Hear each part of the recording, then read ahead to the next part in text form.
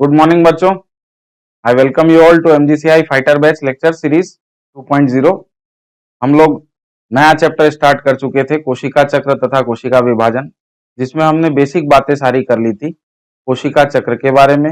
उसके बाद अंतरावस्था के बारे में बातें हमने कर ली थी। अब अगला टॉपिक जो हमारा है वो है एम प्रावस्था। एम प्रावस्था यानी कि एम फेज। आइए स्टार्ट करते हैं।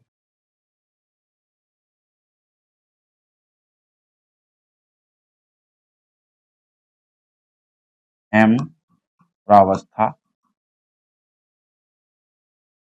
इसे हम एम फेज या माइटोटिक फेज भी कहते हैं।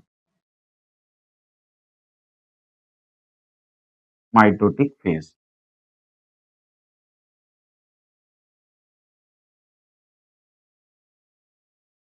हाँ।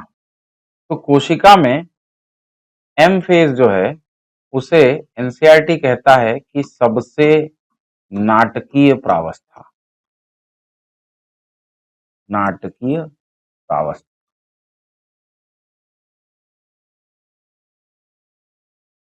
अब कोशिका में सबसे नाटकीय प्रावस्था इसे इसलिए कहा जा रहा है कि यहाँ पे बहुत ज्यादा पुनर्योजन होता है, रीअरेंजमेंट होता है, बड़े स्केल पर होता है, बड़े स्तर पर होता है।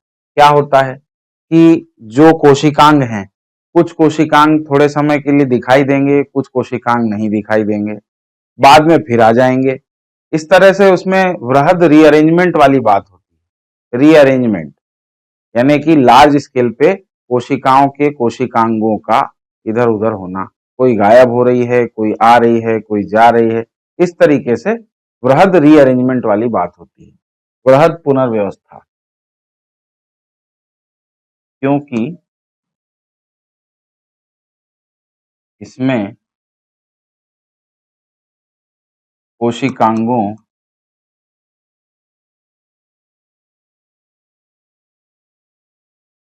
का या की वृहद पुनर्व्यवस्था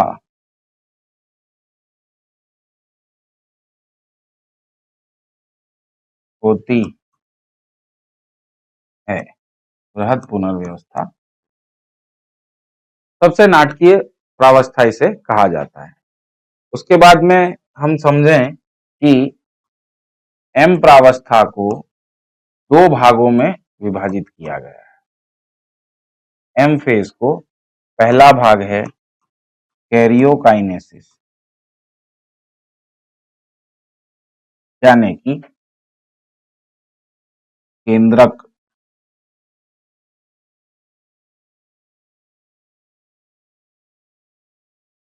केंद्रक विभाजन, और दूसरा हिस्सा है कोशिका द्रव्य विभाजन। केंद्रक विभाजन और कोशिका द्रव्य विभाजन,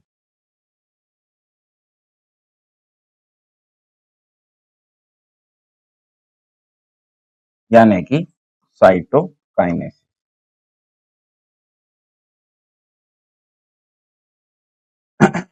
एम फेज को, एम प्रावस्था को हम दो भागों में विभाजित करते हैं, कैरियोकाइनेसिस तथा साइटोकाइनेसिस। अच्छा, हम जो विभाजन पढ़ रहे हैं एम प्रावस्था, वो हम पढ़ रहे हैं समसूत्री विभाजन। समसूत्री विभाजन की एम प्रावस्था।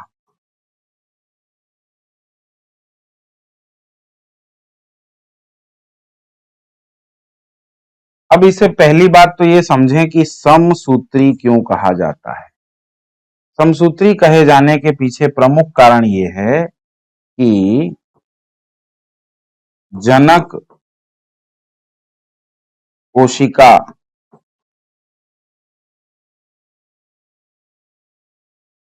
इज इक्वल टू संतति कोशिका।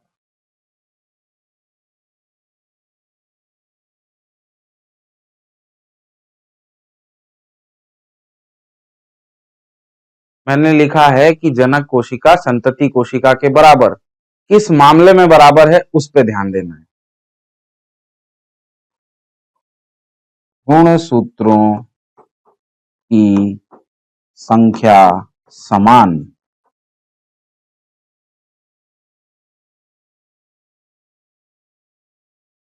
गुणसूत्रों की संख्या समान किसमें? जनक कोशिका में भी और संतति कोशिका में भी, दोनों में गुणसूत्रों की संख्या समान होती है। यदि जनक कोशिकाओं में 16 गुणसूत्र हैं तो संतति कोशिकाओं में भी 16-16 दो संतति कोशिकाएं मिलेंगी। ठीक है, दोनों में 16-16 गुणसूत्र पाए जाएंगे।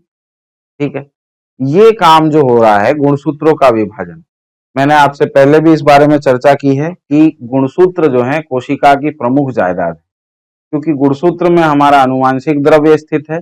अनुवांशिक द्रव्य ही यह निश्चित करता है, ये डिसाइड करता है कि कोशिका का जीवन चक्र कैसे चलेगा, कब वृद्धि करना है, कब विभाजन करना है, कब कोशिकांग को बनाना है, कब किसी चीज को खाना है या नहीं खाना है। ये सारी चीजें कौन करता है? तो भैया जेनेटिक मटेरियल अर्थात अनुवांशिक द्रव्य ही ये डिसाइड करता है। और अनुवांशिक द्रव्य कहाँ है? तो डीएनए में है। डीएनए कहाँ है? तो बोले गुणसूत्र हैं, डीएनए के बने हैं। तो इसलिए गुणसूत्र विभाजन को प्राथमिकता दी जाती है, प्रायोरिटी दी जाती है। तो गुणसूत्र विभाजन यानी कि केंद्रक विभाजन के अंतर्गत।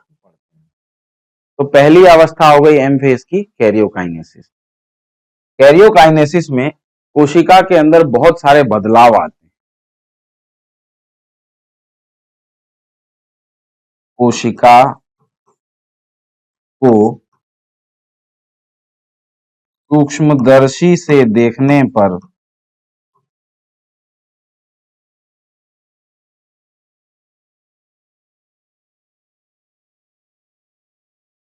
विभिन्न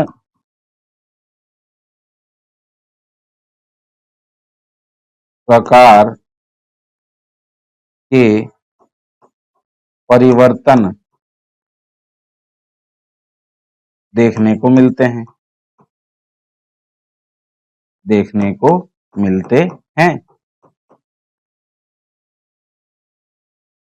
ठीक है, अब ये विभिन्न प्रकार के परिवर्तनों को जब देखा गया कि भाई बार बार कोशिका में इस प्रकार के परिवर्तन आ रहे हैं, हर प्रकार की कोशिका अगर विभाजित हो रही है तो उसमें लगभग समान प्रकार के बदलाव दिखाई देते हैं। जैसे कि किसी अवस्था में केंद्रक दिखेगा, किसी अवस्था में केंद्रक नहीं दिखेगा, किसी अवस्था में गुणसूत्र दिखेंगे, किसी अवस्था में नहीं दिखेंगे, किसी अवस्था में गुणसूत्र विभाजित होते हुए दिखेंगे। तो ये चीजें समान थी। ज्यादातर कोशिकाएं जिनका विभाजन अध्ययन किया गया उनमें ये बदलाव समान थे। तो इस प्रकार से लोगों ने ये डिसाइड किया या स्टडी करने वाले वैज्ञानिकों ने डिसाइड किया कि इन बदलावों को छोटी प्रावस्थाएं मान के चले। इस प्रकार से केंद्रक विभाजन की 4 प्रावस्थाएं बताई गई है। आइए देखते हैं कौन कौन सी। तो केंद्रक विभाजन यानी कैरियोकाइनेसिस, कैरियोकाइनेसिस की 4 प्रावस्थाएं।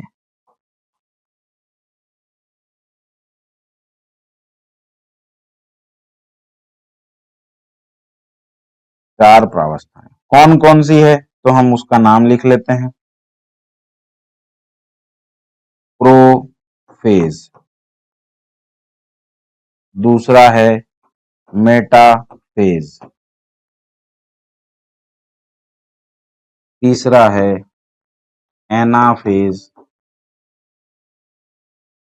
और चौथा है टीलोफेज। अब इनके दूसरे नाम भी अपन याद करना जरूरी है। तो प्रोफेज को कहा जाता है पूर्व अवस्था, पूर्वावस्था। मेटाफेज को कहा जाता है मध्य अवस्था, मध्यावस्था। एनाफेज को कहा जाता है पश्चावस्था और टीलोफेज को कहा जाता है अंत्य अवस्था यानी अंतिम अवस्था। तो कोशिका में जो केंद्रक विभाजन है, कैरियोकाइनेसिस है, इसकी 4 प्रावस्थाएं हैं और ये चारों प्रावस्थाएं कौन कौन सी हैं? Prophase, metaphase, anaphase, telophase. तो हम इनके बारे में पहले चर्चा करेंगे, फिर कोशिका द्रव्य विभाजन के बारे में चर्चा करेंगे। क्यों कहा जाता है समसूत्री विभाजन या सम विभाजन? इसे सम विभाजन कहा जाता है। क्यों? क्योंकि जनक कोशिका और संतति कोशिकाओं में गुणसूत्रों की संख्या समान होती है। कैरियोकाइनेसिस की 4 प्रावस्थाएं हैं, जो कि हैं प्रोफेज, मेटाफेज, एनाफेज, टेलोफेज। पूर्वावस्था, मध्यावस्था, पश्चावस्था, अंत्यावस्था। तो हम स्टार्ट करते हैं अगला टॉपिक हमारा पूर्वावस्था। पूर्वावस्था, हाँ, तो पूर्वावस्था में क्या होता है? तो हमें इसके लिए जाना पड़ेगा एस प्रावस्था में और G2 प्रावस्था में। एस एंड G2 प्रावस्था में क्या हुआ था? एस और G2 प्रावस्था में डीएनए का द्विगुणन हुआ था। ठीक है, द्विगुणन या प्रतिकृतियन कह लीजिए, प्रतिकृतियन हुआ था। ठीक है, और इस वजह से नए डीएनए सूत्र बने थे, नए डीएनए सूत्र बने। ठीक है, परंतु एस और G2 प्रावस्था में ये जो डीएनए के नए सूत्र बने, ये आपस में उलझे हुए थे। इनको स्पष्ट रूप से देखना संभव नहीं था। तो हम यहां ये बात लिख लेते हैं, नए सूत्र आपस में उलझे हुए हैं, उलझे होने के कारण या गूथे, एक दूसरे में गूथे होने के कारण स्पष्ट रूप से दिखाई नहीं देते, स्पष्ट रूप से दिखाई नहीं देते। कौन दिखाई नहीं देते? तो जो नए डीएनए सूत्र हैं वो आपस में गुथे हुए हैं और स्पष्ट रूप से दिखाई नहीं देते। ये कब की बात कर रहा हूं मैं? एस और G2। ये तो हुआ था केंद्रक में। अच्छा, कोशिका द्रव्य में क्या हुआ था? कोशिका द्रव्य में देख लेते हैं।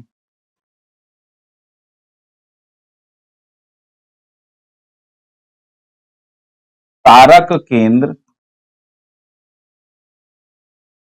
तथा तारक काय का द्विगुणन। हाँ, ये बात ध्यान रखेंगे कि ये तारक केंद्र और तारक काय का द्विगुणन केवल जंतु कोशिकाओं में देखने को मिलता है, पादप कोशिकाओं में ये नहीं मिलेगा। उसमें फोकाई नाम का एक समुच्चय बनता है, सूक्ष्म तंतु समुच्चय, जिसे कहते हैं फोकाई, जंतु कोशिकाओं में देखने को मिले। तो ये कहानी हो चुकी थी हमारी कब? एस और G2 प्रावस्था में। फिर प्रोफेज का प्रारंभ कहां से होता है? पूर्वावस्था का प्रारंभ। कौन सी घटना को पूर्वावस्था का प्रारंभ माना जाएगा? तो इसमें एनसीईआरटी कहता है कि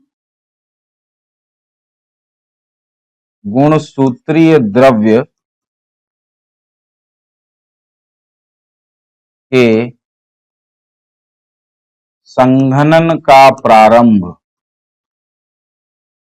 संघनन का प्रारंभन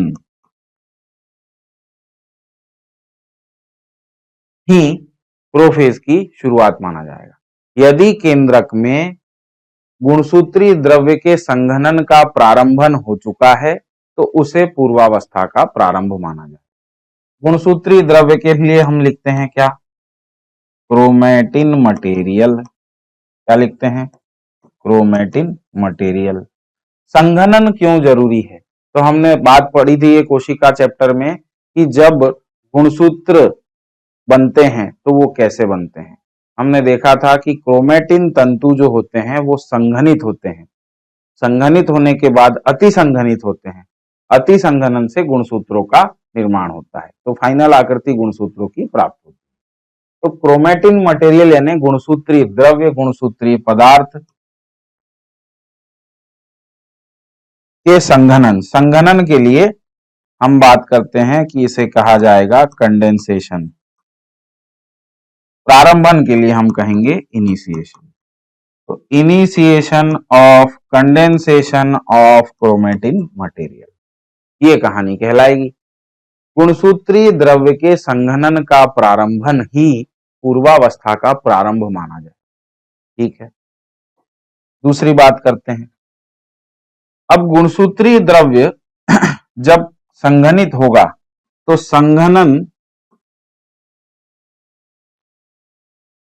के कारण, संघनन के कारण क्या होगा?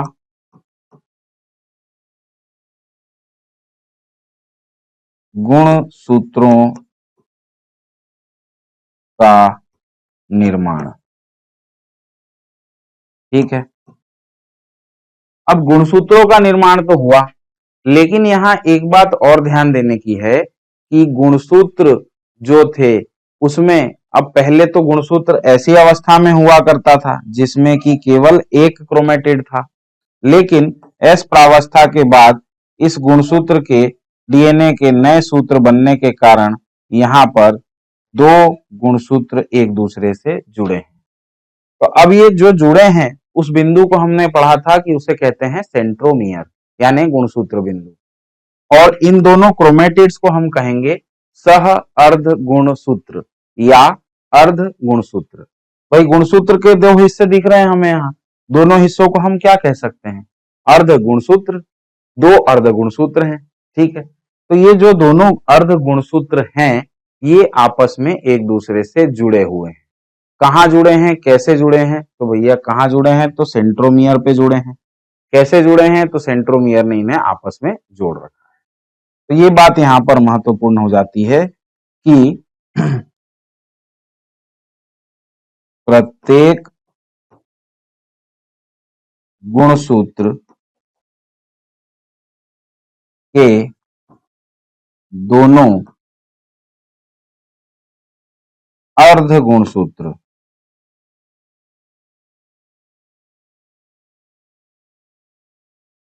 आपस में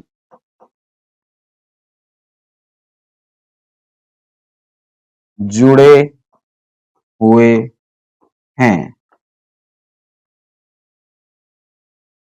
कहां पे जुड़े हैं? तो भैया केंद्र में जुड़े हैं। किसने जोड़ा है? गुणसूत्र बिंदु ने जोड़ा है। तो ये बात हम यहां फिर से लिख लेते हैं। गुणसूत्र बिंदु के द्वारा,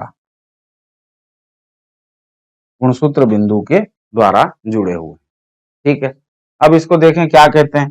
गुणसूत्र के लिए हम क्या शब्द इस्तेमाल करते हैं बच्चों? तो इसका ये है क्रोमोसोम। क्रोमोसोम। अर्ध गुणसूत्र के लिए कौन सा शब्द इस्तेमाल होगा? तो वो है क्रोमेटिड। क्रोमेटिड। तो एक गुणसूत्र में कितने क्रोमेटिड हैं? दो क्रोमेटिड हैं। ये बात यहां पर लिखी हुई भी है और समझनी भी है। प्रत्येक गुणसूत्र में कितने क्रोमेटिड हैं? दो क्रोमेटिड हैं। ये बात यहाँ पे डायग्राम से हम भी समझ सकते हैं, और ये दोनों आपस में जुड़े हुए हैं गुणसूत्र बिंदु के द्वारा। गुणसूत्र बिंदु को हम कहते हैं सेंट्रोमियर। ठीक, ये कहानी तो हो गई केंद्रक के अंदर। क्या कोशिका द्रव्य में भी कुछ चल रहा है? हाँ, कोशिका द्रव्य में भी चल रहा है भैया। क्या चल रहा है वो देख लेते हैं।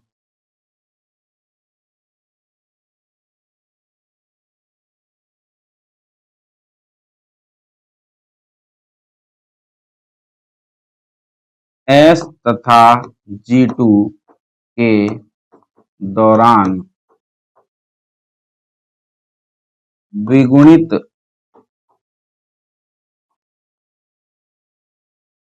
कारक काय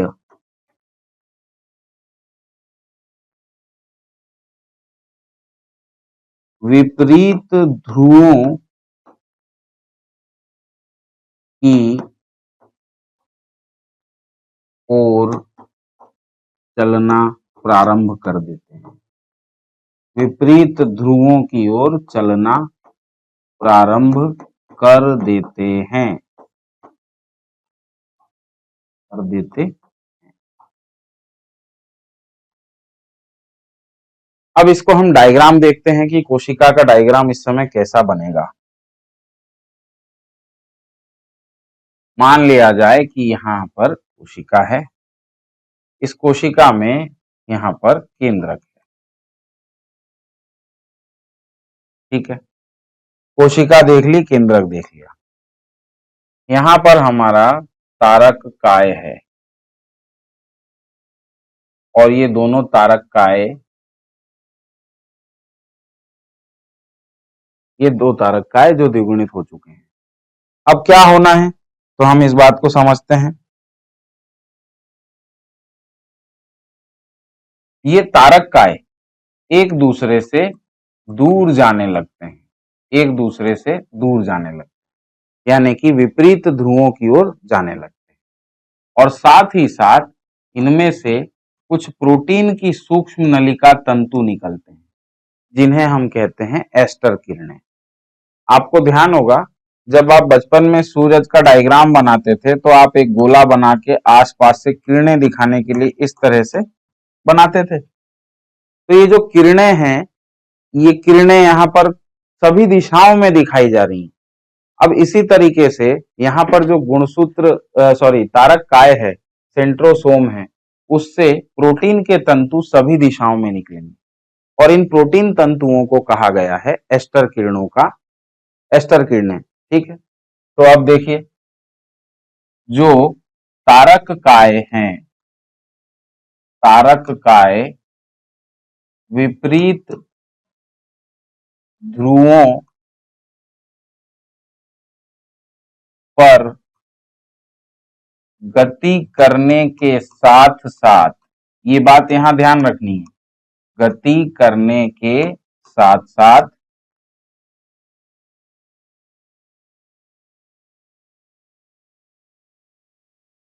एस्टर किरणों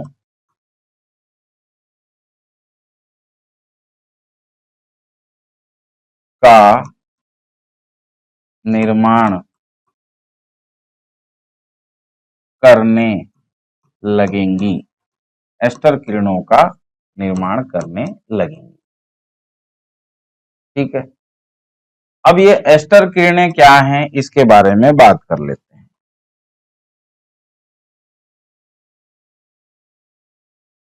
सूक्ष्म नलिकाओं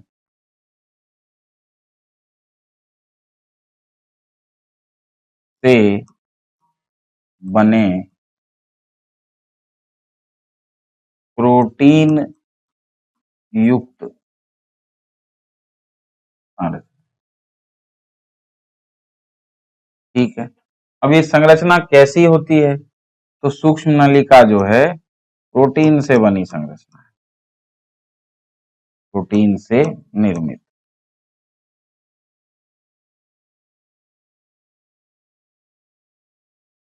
अब तारक काय विपरीत ध्रुवों पे गति भी करेंगे और साथ साथ एस्टर किरणों का निर्माण भी करेंगे, ये बात आपको ध्यान रखनी है, ठीक है।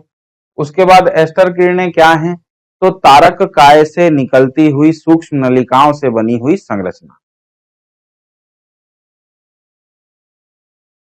तारक काय से निकलती हुई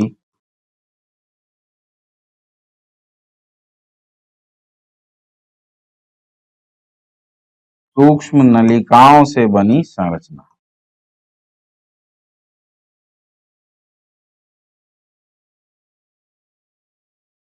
से बनी संरचना, ठीक है भाई, ये बात हो गई। अब देखिए कि कोशिका में जब हम इसे सूक्ष्मदर्शी के नीचे देखते हैं तो ये पता चलता है कि प्रोफेज के अंत में, अर्थात पूर्वावस्था के अंत में कुछ चीजें दिखाई देना बंद हो जाती है। वो एनसीईआरटी हाईलाइट करके रखता है और पूछा गया है इस पे क्या क्या चीजें बताई गई हैं। पूर्वावस्था के अंत में, पूर्वावस्था के अंत में।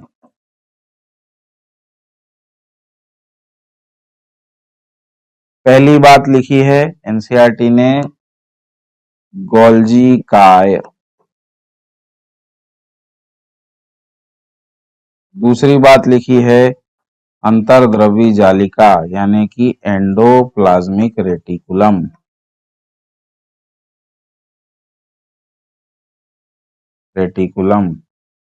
तीसरी बात एनसीईआरटी लिखता है न्यूक्लियोलस अर्थात केंद्रिक। हमने केंद्रक में पढ़ा था केंद्रिक के बारे में। और चौथी चीज लिखता है केंद्रक आवरण यानी कि न्यूक्लियर एनवेलप।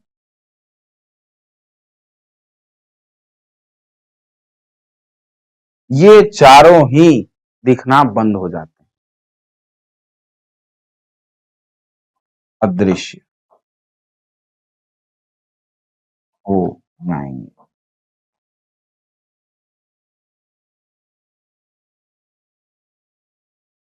तो ये बातें हैं कोशिका के बारे में।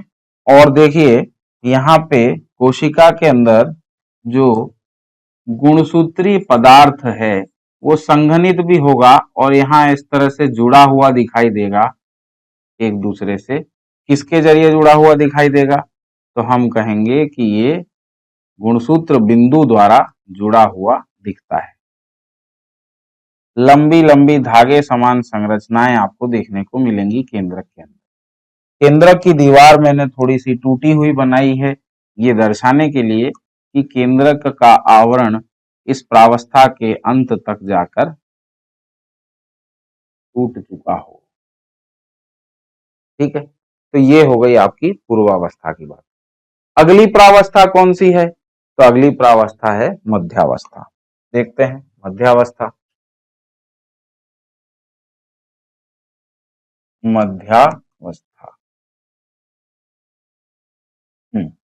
मध्यावस्था को हम कहते हैं मेटाफेज। मेटाफेज में जो प्रमुख बातें हैं, आइए पहले एनसीईआरटी क्या कहता है प्रोफेज के बारे में उसे हम समझ लेते हैं। प्रोफेज तक का पढ़ के फिर हम आगे मेटाफेज पे चलेंगे।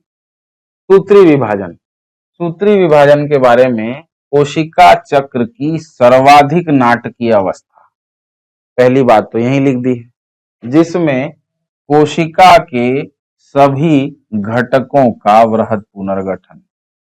दूसरी बात हो गई सर्वाधिक नाटकीय। दूसरी बात हो गई क्या? घटकों का वृहद पुनर्गठन।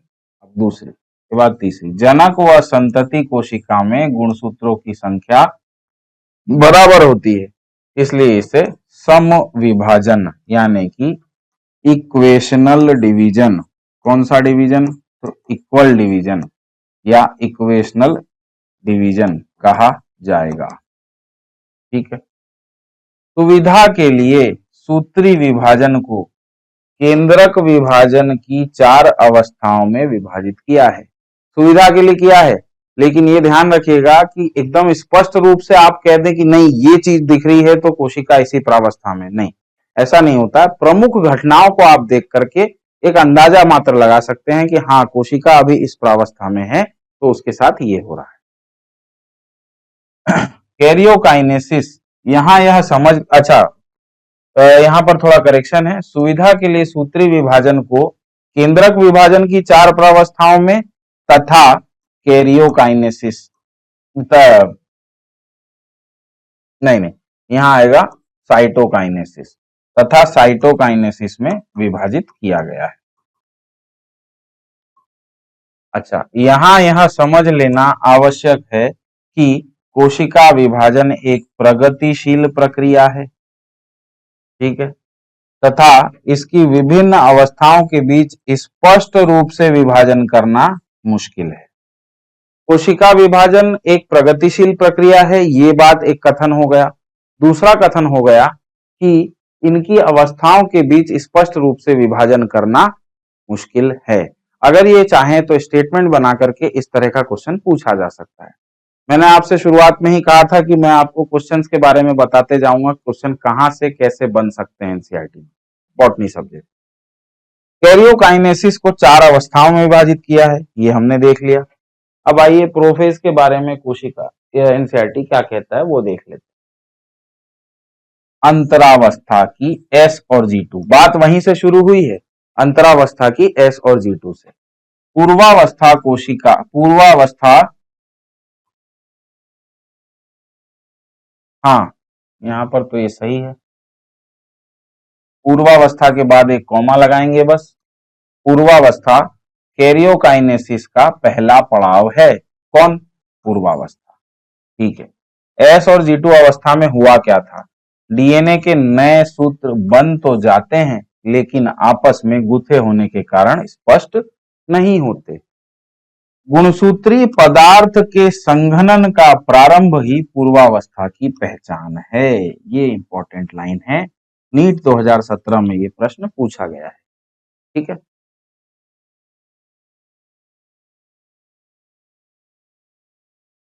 गुणसूत्रीय संघनन की प्रक्रिया के दौरान ही गुणसूत्रीय द्रव्य स्पष्ट होने लगते हैं। ठीक है। तारक काय की बात करता है। अब तारक काय व तारक केंद्र जिसका अंतरावस्था की एस प्रावस्था के दौरान ही द्विगुणन हुआ था। यहां पर एनसीईआरटी कह रहा है कि तारक काय का द्विगुणन कब हुआ? एनसीईआरटी में कह रहा है कि एस प्रावस्था में।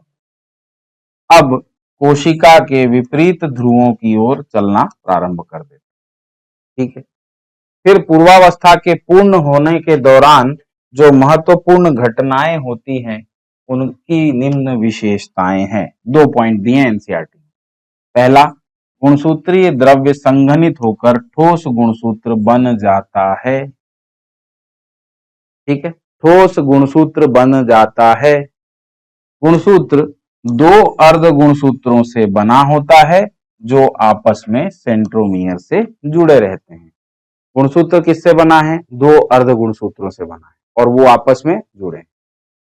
अंतरावस्था के समय जिस तारक का, सेम सेंटेंस रिपीट हुआ, द्विगुणन हुआ है वह कोशिका में विपरीत ध्रुव की ओर जाने लगता है।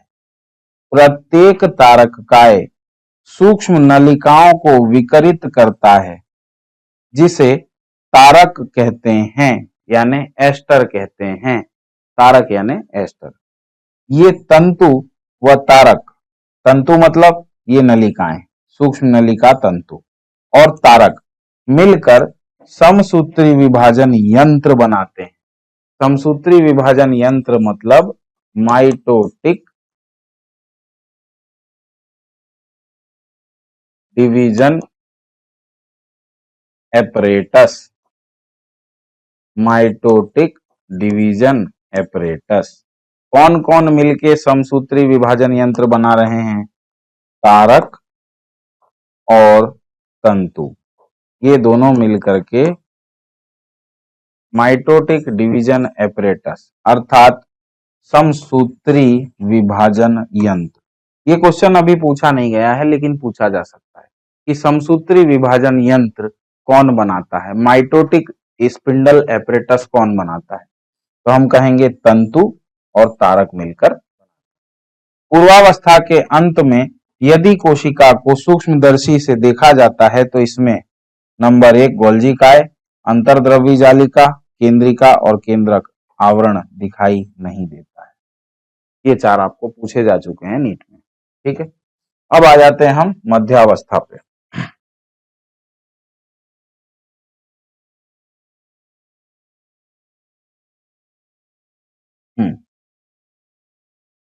मध्यावस्था में क्या होता है, आइए देखते हैं।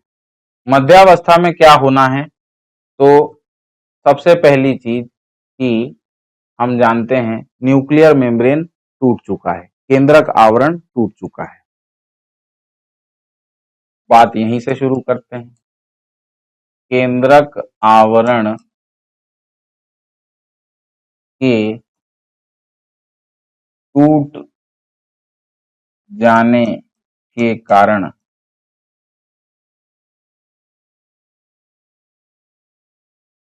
सभी गुणसूत्र कोशिका द्रव्य में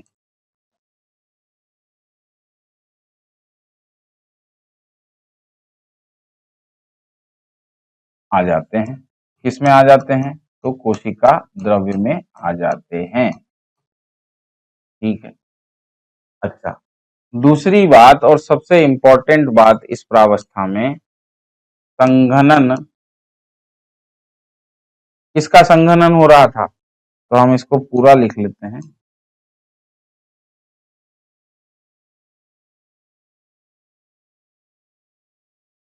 गुणसूत्र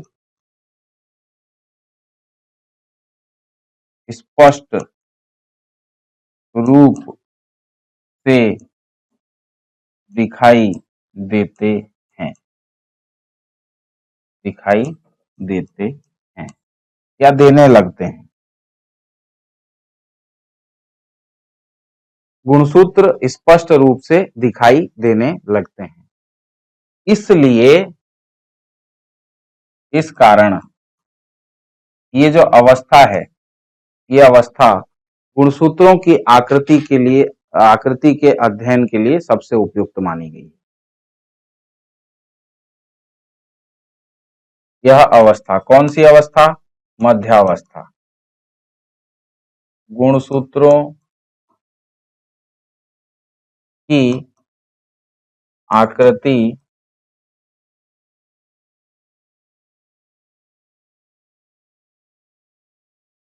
के अध्ययन हेतु सबसे उपयुक्त। उपयुक्त क्यों? क्योंकि एक तो गुणसूत्र आसानी से दिखाई देते हैं, है ना। संघनन पूरा हो चुका है तो गुणसूत्र स्पष्ट रूप से दिख रहे हैं। स्पष्ट रूप से दिख रहे हैं इसलिए गुणसूत्रों की आकृति का अध्ययन आसानी से किया जा सकता है इस प्रावस्था में। अच्छा, अब हमने बात की थी जब क्रोमोसोम की संरचना पढ़ी थी तो गुणसूत्र के दोनों तरफ, दोनों ये दो अर्ध गुणसूत्र हैं, इन दोनों अर्ध गुणसूत्रों को यहाँ पर गुणसूत्र बिंदु के द्वारा जोड़ा रखा है। यहाँ पर ये जुड़े हुए हैं, लेकिन इस गुणसूत्र बिंदु के आसपास प्रोटीन से बनी संरचनाएं होती है जिन्हें हमने नाम दिया था काइनेटोकोर। आपको याद होगा कि यहाँ पर इस स्थान पर काइनेटोकोर भी उपस्थित होते थे। ठीक है, अब ये काइनेटोकोर का काम शुरू हो गया है। गुणसूत्र के दोनों तरफ या दोनों सहअर्ध गुणसूत्र पर जो काइनेटोकोर है वो जुड़ जाएंगे। किससे जुड़ जाएंगे? तर्कुतंतु। तो प्रक्रिया की शुरुआत कहां से होती है? सबसे पहली बात हम लिखेंगे कारक काय विपरीत ध्रुवों पर पहुंच जाते हैं। ध्रुवों पर पहुंच जाते हैं।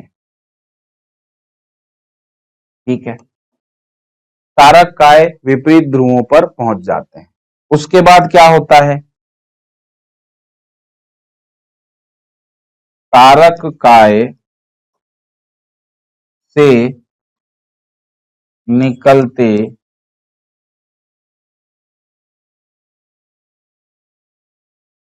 तर्कुतंतु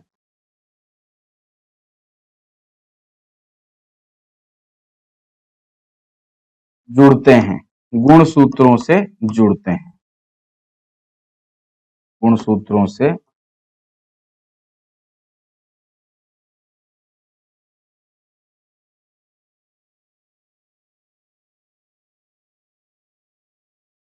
जुड़ते हैं।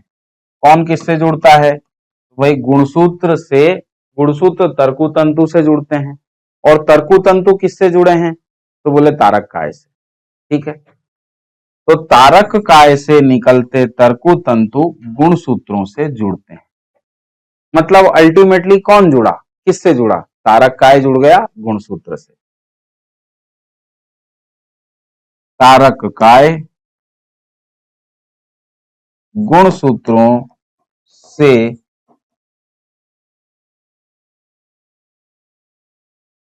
गुणसूत्र बिंदु के माध्यम से जुड़ते हैं।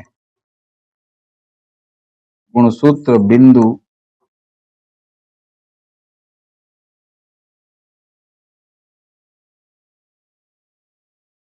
पर तर्कुतंतु द्वारा जुड़ेंगे।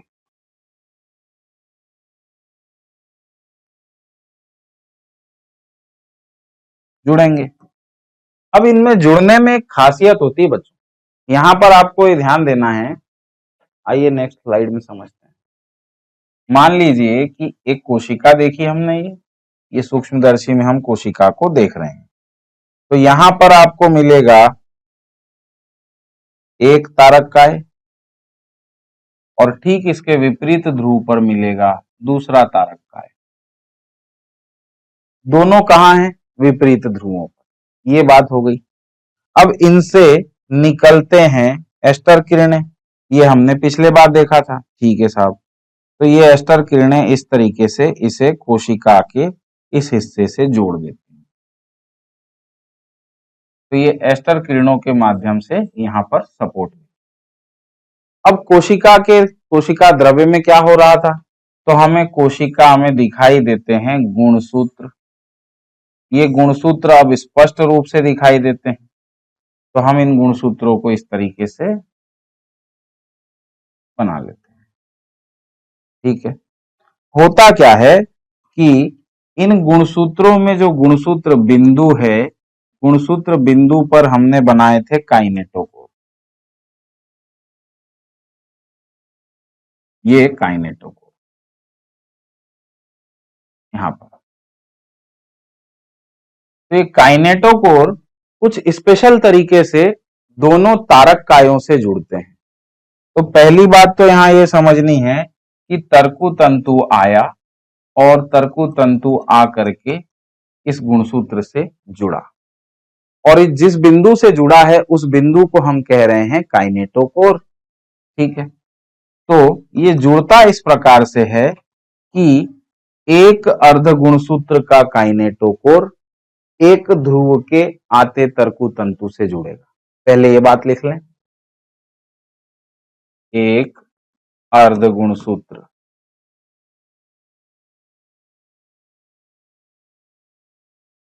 अपने एक अर्ध गुणसूत्र अपने काइनेटोकोर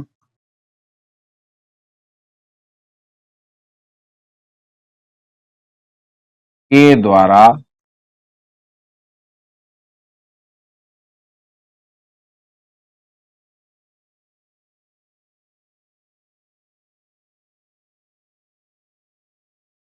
एक ध्रुव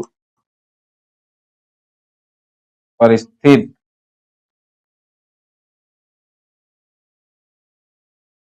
तारक काय से तर्कु तंतु द्वारा जुड़ जाता है। तर्कु तंतु द्वारा जुड़ेगा। क्या लिखा हमने, इसको ध्यान से देखिए। एक अर्ध गुणसूत्र अपने काइनेटोकोर के द्वारा एक ध्रुव पर स्थित तारक काय से तर्कु तंतु द्वारा जुड़ेगा। मतलब अगर मैं इस ध्रुव की बात करूं तो इस ध्रुव से आते हुए तर्कु तंतु तारक काय से निकला तर्कु तंतु और अर्ध गुणसूत्र के काइनेटोकोर पे जाके जुड़ गया। ठीक है। अब दूसरा वाला कैसे जुड़ा है? उसी गुणसूत्र का दूसरा अर्ध गुणसूत्र विपरीत ध्रुव से आते तर्कु तंतु से जुड़ा है। ठीक है। इस बात को कैसे लिखेंगे? उसी गुणसूत्र का दूसरा अर्ध गुणसूत्र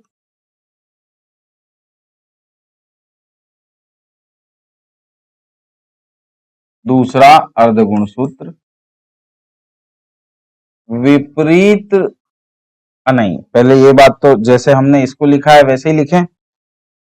अपने काइनेटोकोर द्वारा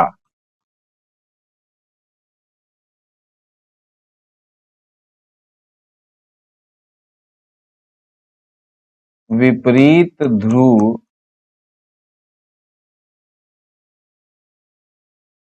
पर स्थित तारक काय से तरकु तंतु द्वारा जुड़ेगा।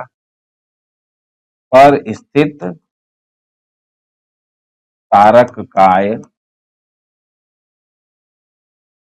द्वारा, तारक काय से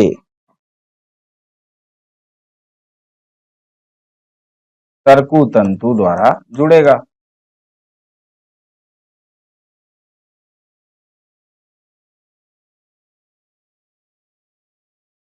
अब ये बात आपको यहां पर स्पष्ट हो जाएगी। पहला गुणसूत्र क्या है? एक कोई सा भी अर्ध गुणसूत्र अपने काइनेटोकोर द्वारा एक ध्रुव पर स्थित तारक काय से तरकु तंतु द्वारा जुड़ेगा, और उसी गुणसूत्र का दूसरा अर्ध गुणसूत्र अपने काइनेटोकोर द्वारा विपरीत ध्रुव पर स्थित तारक काय से जुड़ेगा। जोड़ने वाला द्वारा द्वारा कौन है? तो तरकु तंतु। तो देखिए ये विपरीत ध्रुव हमने पहले इसे जोड़ा, ये तरकु तंतु द्वारा अपने काइनेटोकोर से जुड़ गया कौन? ये अर्ध गुणसूत्र। दूसरा वाला अर्ध गुणसूत्र विपरीत ध्रुव से जुड़ा, मतलब हर एक गुणसूत्र दोनों तरफ जुड़ेगा, प्रत्येक गुणसूत्र दोनों ध्रुवों से जुड़ेगा। कैसे जुड़ेगा? तो भैया दोनों ध्रुव पर क्या स्थित है? तारक काय स्थित है। दोनों ध्रुव के तारक काय से निकलेंगे तरकु तंतु, और दोनों एक एक अर्ध गुणसूत्र के काइनेटोकोर पे जुड़ जाएंगे। सीधी बात है। इसको आप 2 बार 3 बार पढ़ेंगे तो स्पष्ट हो जाएगा। और देखिए इसको भी हम जोड़ते हैं। कैसे जोड़ेंगे? तो भैया इस ध्रुव से चला तरकु तंतु और ये गुणसूत्र के काइनेटोकोर पे जुड़ा। विपरीत ध्रुव से चलता हुआ तरकु तंतु इस गुणसूत्र के दूसरे अर्ध गुणसूत्र के काइनेटोकोर से जुड़ा। ठीक है, तो इस प्रकार से प्रत्येक गुणसूत्र दोनों ध्रुवों से जुड़ जाएगा। प्रत्येक गुणसूत्र दोनों ध्रुवों से जुड़ जाएगा। ठीक है, अच्छा अब आपको थोड़ा सा ऐसा लग रहा है क्या कि दोनों तरफ से खिंचाव होने वाला है? हाँ, यही होने वाला है। खिंचाव होगा और ये दोनों अर्ध गुणसूत्र अलग अलग होंगे। ठीक है अब देखिए इस बात को क्या कहते हैं। होता क्या है कि मेटाफेज अवस्था में सभी गुणसूत्र मध्यावस्था की पट्टिका बनती है।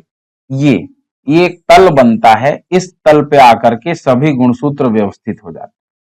सभी गुणसूत्र इस तल पर आकर के व्यवस्थित हो जाते हैं। तो यहां पर हमें दिखाई देती है एक पट्टी, एक तल। उस तल पर सभी गुणसूत्र स्थित हो जाते हैं और अक्सर ये तल कोशिका के केंद्र में होता है। ठीक है, तो इस बात के लिए क्या लिखा जाएगा? सभी गुणसूत्र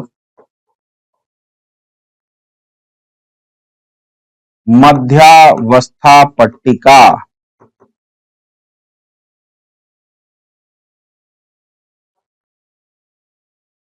या इसे कहा जाता है मध्यांश पट्टिका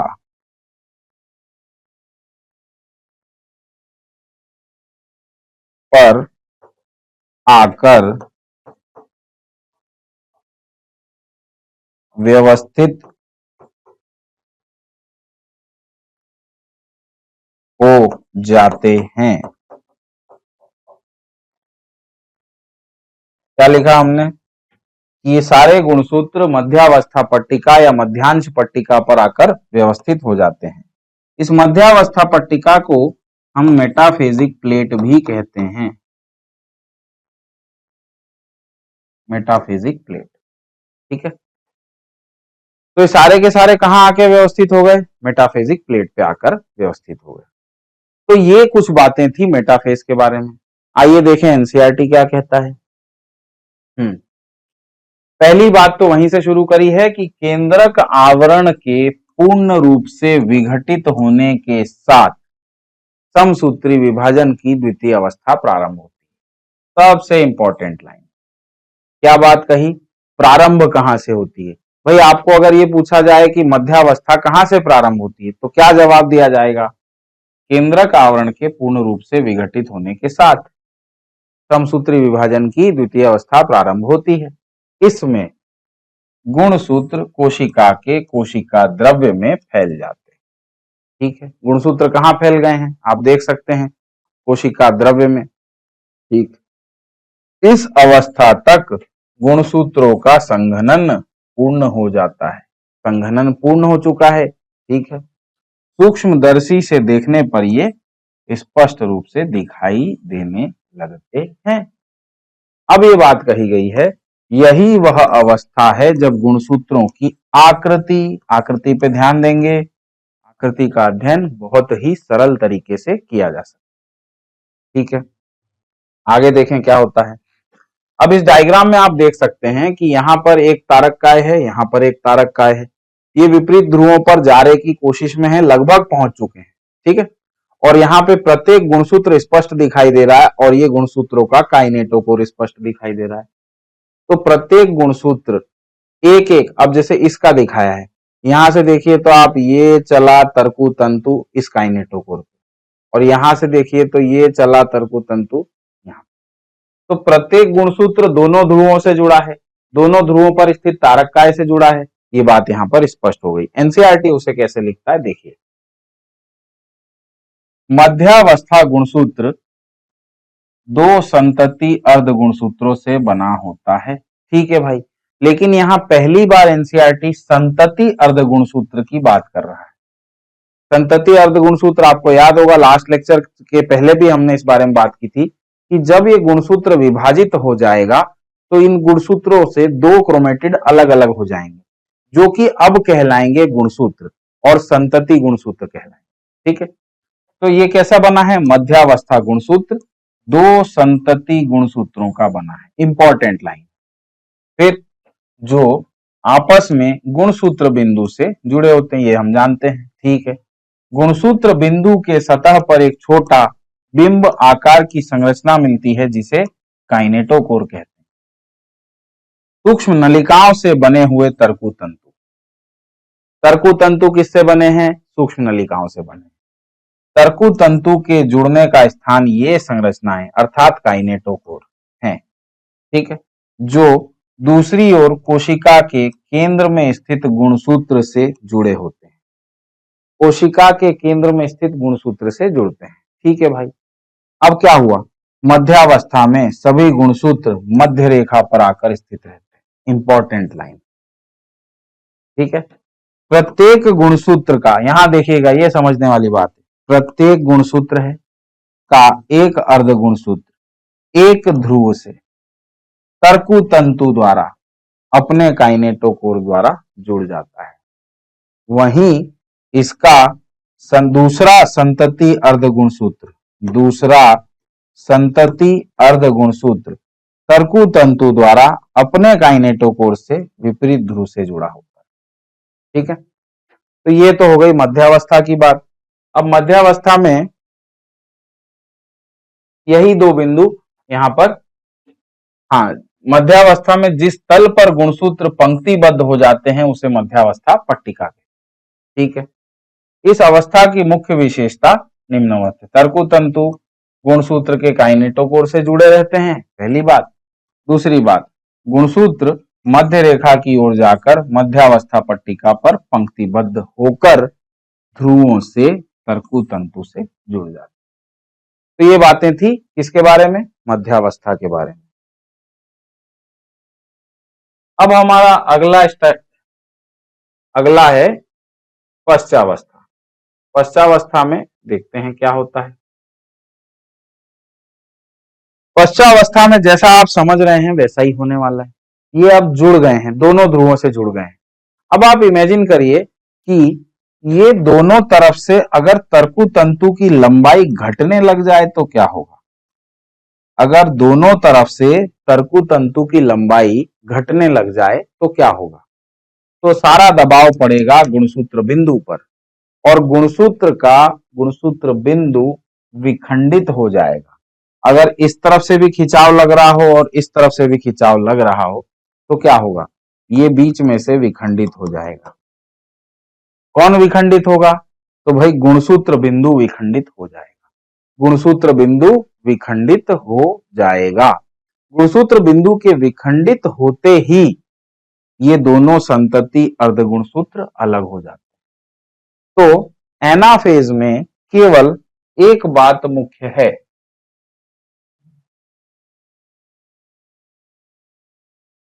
एनाफेज।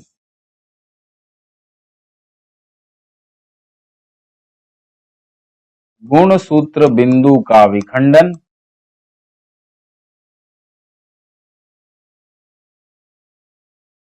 विखंडन होगा जिससे दोनों संतति अर्ध गुणसूत्र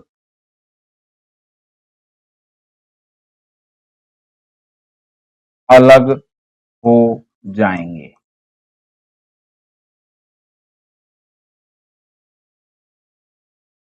डायग्राम से दिखाएं तो हम इसको इस तरह से दिखाएंगे कि एक गुणसूत्र के दोनों क्रोमेटिड विखंडित होने के बाद ये दो संतति गुणसूत्र, दोनों संतति अर्ध गुणसूत्र अलग हो जाएंगे। अलग होने के बाद अब इन दोनों संतति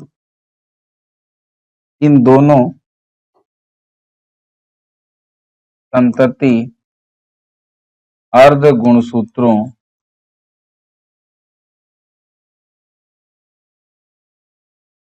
को स्वतंत्र गुणसूत्र माना जाएगा। क्या माना जाएगा? स्वतंत्र गुणसूत्र कहा जाएगा।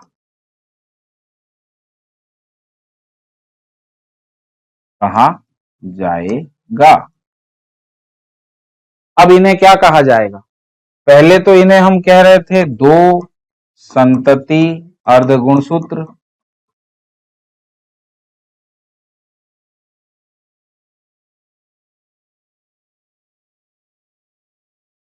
अब इन्हें क्या कहा जाएगा?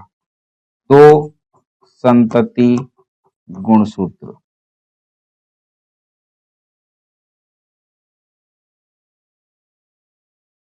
दो संतति गुणसूत्र, ठीक है। क्या कहा जाएगा? दो संतति गुणसूत्र। अब यहां पर तीसरी बात यह आ जाती है कि अब ये अलग होने के बाद दोनों अपने अपने ध्रुवों की ओर गति करते हैं। तरकु तंतु की लंबाई घटते जाएगी,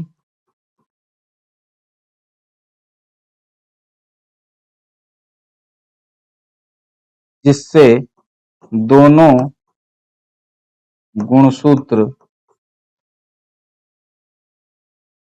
विपरीत ध्रुवों की ओर गति करना प्रारंभ करेंगे। विपरीत ध्रुवों की ओर गति करेंगे।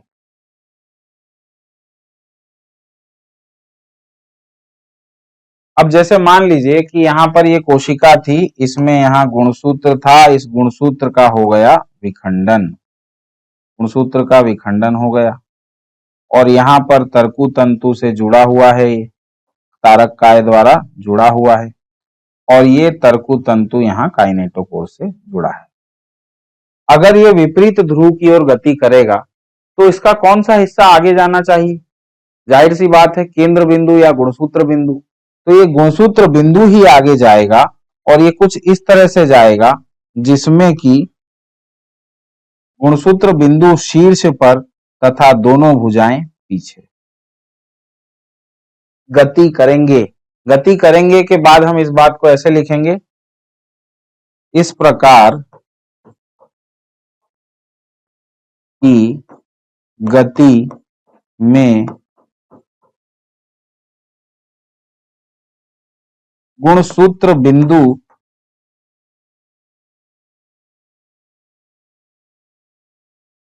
ध्रुवों की ओर तथा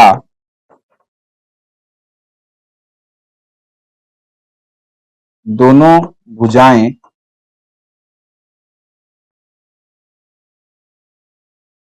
पीछे की ओर रहेंगी।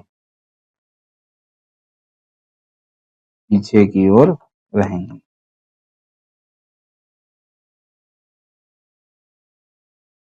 अच्छा, अब इसका डायग्राम यदि आप देखें तो एक गुणसूत्र से दो गुणसूत्र बन चुके हैं। थोड़े समय के लिए केवल एनाफेज के लिए कोशिका में गुणसूत्रों की संख्या बढ़ चुकी है। तो अमाउंट क्या था जब हमने प्रोफेज की शुरुआत की थी, तब इस बात को हम यहां समराइज कर लेते हैं। G1 प्रावस्था, S प्रावस्था, G2 प्रावस्था, प्रोफेज, मेटाफेज, एनाफेज। ठीक है। G1 प्रावस्था में गुणसूत्रों की संख्या यदि हम N की बात करें और C की बात करें तो कोशिका अगर द्विगुणित है तो संख्या है 2N और द्विगुणित है तो इसमें अमाउंट है C। ठीक है। लेकिन एस फेज में क्या होता है, कोशिका का गुणसूत्र की संख्या तो वही रहती है और यहां पर 2C से 4C बनने की प्रक्रिया चल रही होती है, जो कि यहां आकर के 4C हो जाती है। 2C से 4C। G2 प्रावस्था में 2C से पूरी 4C हो जाती है। गुणसूत्र की मात्रा, डीएनए की मात्रा डबल, लेकिन नंबर तो वही रहेगा 2N। ठीक है।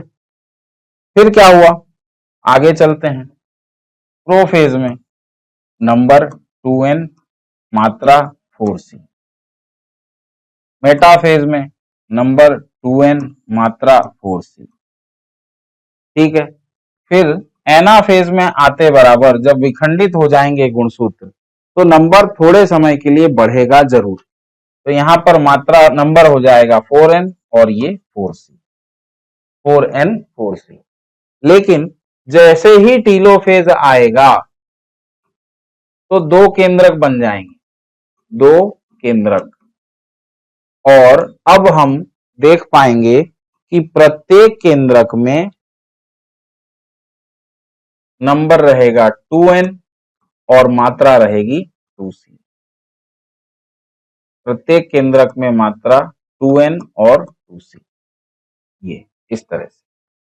तो ये आपको ध्यान रखना है कौन से अवस्था में केंद्रक की गुणसूत्रों की संख्या और डीएनए की मात्रा का क्या हो रहा है। ठीक है। आइए एनसीईआरटी क्या कहता है वो देख लें। सूत्री विभाजन, अंत्यावस्था आ गए। हाँ, पश्चावस्था के प्रारंभ में मध्यावस्था का पट्टिका पर आए प्रत्येक गुणसूत्र अलग होने लगते हैं। सबसे इंपॉर्टेंट बात क्या है, गुणसूत्र अलग होने लगते। इन्हें संतति अर्धगुणसूत्र कहते हैं, जो कोशिका विभाजन के बाद बनने वाले नए संतति केंद्रक का गुणसूत्र बनेंगे। जाहिर सी बात है, वह विपरीत ध्रुवों की ओर जाने लगे। ठीक है। जब प्रत्येक गुणसूत्र मध्यांश पट्टिका से काफी दूर जाने लगता है तो प्रत्येक का गुणसूत्र बिंदु कहाँ होता है, ध्रुवों की ओर होता है। ठीक है। जो गुणसूत्रों को ध्रुवों की ओर जाने का नेतृत्व करता है। साथ ही गुणसूत्र की भुजाएं पीछे आ मध्य पश्चावस्था की निम्न विशेषताएं हैं। गुणसूत्र बिंदु विखंडित होंगे और अर्ध गुणसूत्र अलग होने लगते हैं। अर्ध गुणसूत्र विपरीत ध्रुवों की ओर जाने लगते। तो इस तरह से आज हमने ये लेक्चर कंप्लीट किया पश्चावस्था तक। अगले लेक्चर में हम अंत्यावस्था, कोशिका द्रव्य विभाजन करके माइटोसिस हम कंप्लीट कर लेंगे। मिलते हैं नेक्स्ट लेक्चर में। थैंक यू, नमस्कार।